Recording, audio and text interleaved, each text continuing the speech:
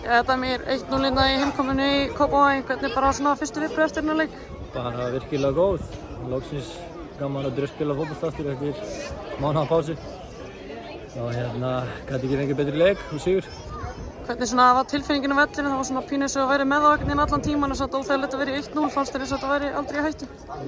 Nei, mér fannst það kannski ekkert óþægilegt en fannst ég vera með leikinn eins og segir undir kontról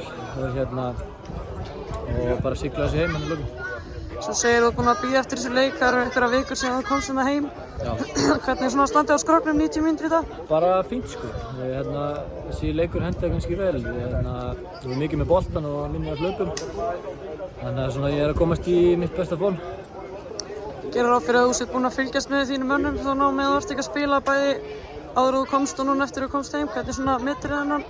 Þessar fyrstu 15 leiki á tímabilinu hjá þeim? Það bara ekkert eðlilega stressandi að vera upp í stúku og horfa á það sko, við skulum ekki það en við erum búin að gera vel og erum að halda við liðinu fyrir ofan okkur. Var eitthvað annað en Breiðablik sem kom til greina? Nei, aldrei. Þið eru að fara í einvígi við Lech Poznan, hvernig svona metið þið möguleikann ykkar í þeim leik? Bara fína sko, þeir spiluðu í gær og töpuðu stórt, þannig að ég held að þetta verði erfiður leikur en við á að segja eitthvað leikina og vonið að þetta svona fyrsti leikur. Þið hittu nú þetta fyrir Blika í þeim leik, Gísli Góðskóll, hvernig verður að mæta honum? Það verður fínt, það verður gott að taka aðeins honum.